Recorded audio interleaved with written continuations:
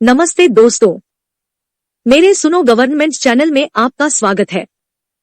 मैं हूं अनीता चौहान, पत्नी Shri Prempal Singh Chauhan, deputy manager, National Fertilizers Limited, Nangal. आज के वीडियो में एम्प्लॉइज पेंशन स्कीम से संबंधित एक नई जानकारी देने के लिए मैं आप सबको मेरे हस्बैंड श्री प्रेमपाल सिंह चौहान से मिलवाती हूं, जो इस विषय के जानकार है। तो चलते हैं। नमस्कार, उम्मीद करता हूं आप सब लोग अच्छे से होंगे।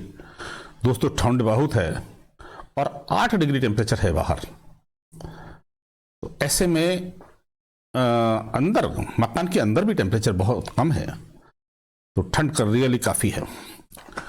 दोस्तों, आज का जो एग्जाम्पल है, जैसा कि आपको विदित ही है कि हम नए नए एग्जाम्पल, नए नए लोगों के साथ संपर्क करके और वीडियो बनाते हैं। दोस्तों, आज भी बड़ी अजीब सी बात है कि पता है, हमारे दोस्तों को, हमारे लोगों को पूरी जानकारी ईपीएस की भी नहीं है और उस चक्कर में हम कई बार अपना नुकसान कर लेते हैं। आज का जो एग्जाम्पल है वो मिस्टर बसंत हैं, इनका है। और इन्होंने जो मुझे बताया कि एक्चुअली इन्होंने, ये शायद इनकी बेटी या किसी का केस है कि उन्होंने निश्चित रूप से, वो डॉक्टर या कुछ हैं, डॉक्टर हैं, तो उन्होंने कई कंपनियां चेंज की हैं, 10-12 कंपनियां चेंज की हैं। तो इनका जो अमाउंट है, वो अमाउंट जब हमने कैलकुलेट किया तो एक तो मालूम चला कि उनके पास डाटा अवेलेबल नहीं है, क्योंकि डिफरेंट कंपनीज ने उन डाटा भेजा नहीं है। दूसरा, ये बड़ा ही डिफरेंट टाइप का केस है इस मामले में कि आपने 2017 से रिटायरमेंट ले लिया था और 2017 के बाद में बीच में कुछ दिन का सैलरी है भी नहीं, जॉब नहीं किया होगा, लेकिन ये हाईएस्ट पेड, अब तक हमने जितनी भी कैलकुलेशन की हैं उनमें हाईएस्ट पेड हैं। और इनका जो अमाउंट बनता है वो बहुत बड़ा अमाउंट बनता है। ये इनका मैं फिगर नहीं बोल रहा हूं, इन्होंने 18 से लाख से ज्यादा, तो इनका 8.33% होता है और 60,000 इनका 1.16% होता है, क्योंकि 2017 के बाद इन्होंने जॉब नहीं किया है, इसलिए ये अमाउंट कम है। और जो ईपीएफओ में जमा होना था वो तो उतना ही होना था, 1,90,000 है।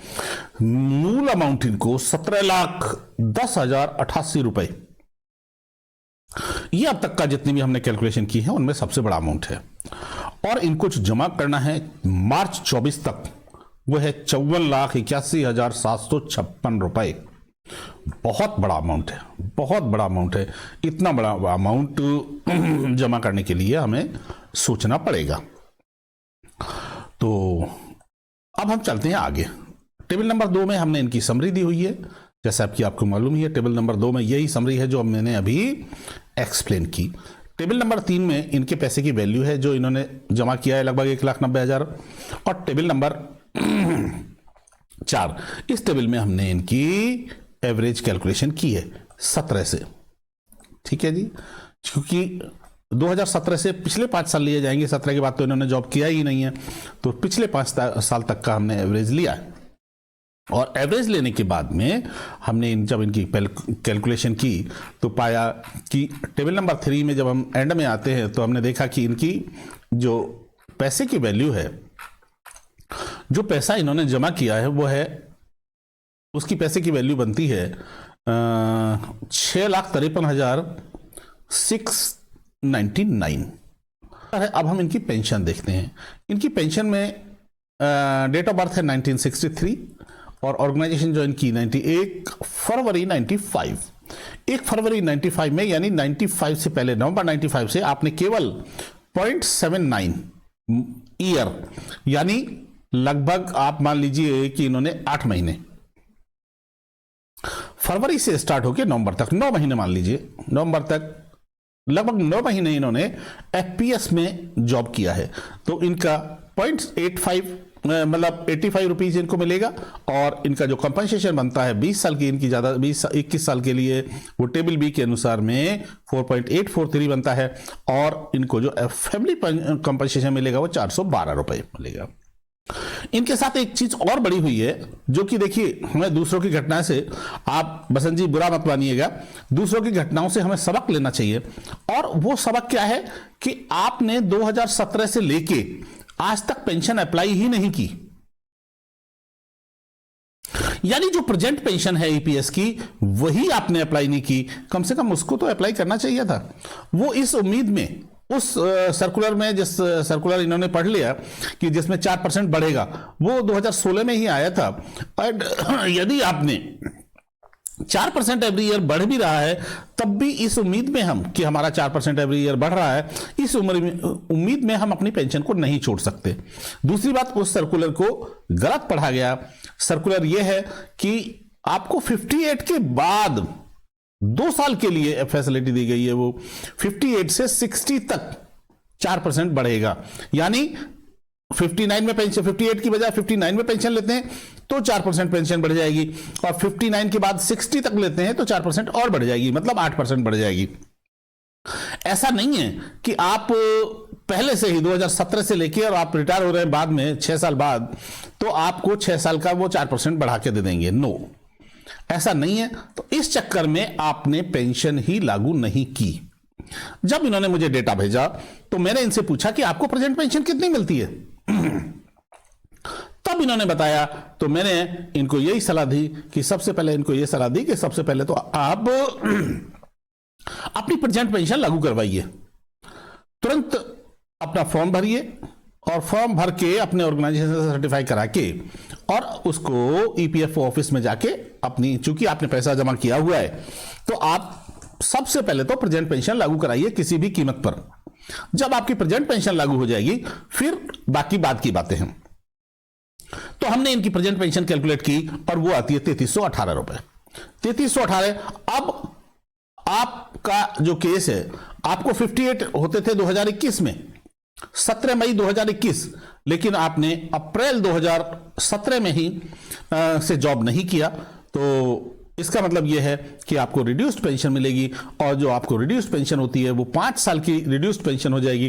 तो ये आपका जो फैक्टर आता है 0.82 आता है। तो इस तरह आपकी पेंशन 2705 रुपए बनती है, प्रेजेंट पेंशन। और इसी प्रकार से यदि हम इनकी पेंशन कैलकुलेट करें तो 60 मंथ्स की पेंशन यानी बनती है इनकी 46,813 रुपए। 46,813 रिड्यूस्ड पेंशन बनती है, जबकि एक्चुअल पेंशन तो बनती है इनकी 57,413 रुपए। इसी तरह प्रोरेटा बेस में यदि हम देखें तो प्रोरेटा बेस में इनको बड़ा फायदा होगा, क्योंकि आपकी जो बेसिक हैं वो बहुत ज्यादा है 2014 से पहले, और 2014 से पहले चूंकि 12 महीने का एवरेज लिया गया तो उस समय उनकी बेसिक बहुत ज्यादा है।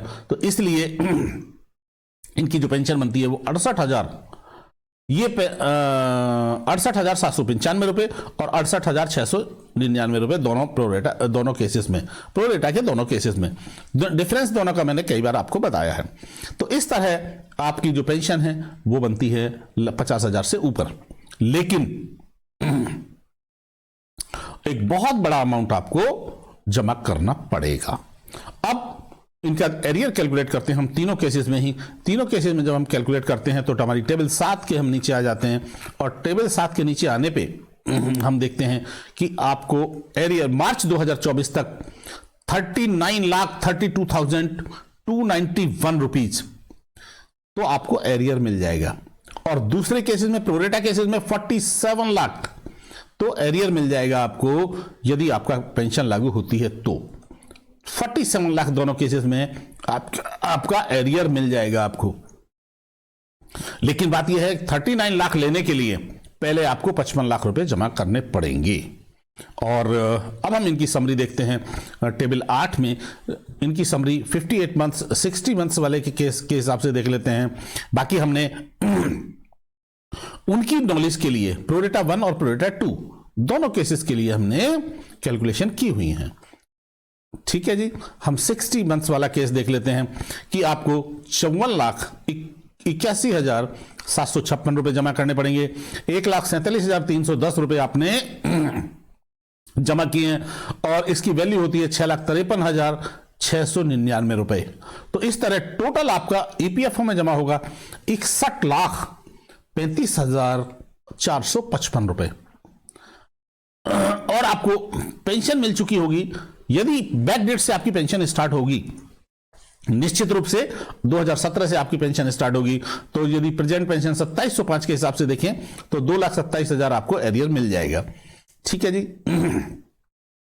इस तरह टोटल रेसिप्ट आपकी होगी 39,32,000 और 39,32,000 और 291 रुपीज।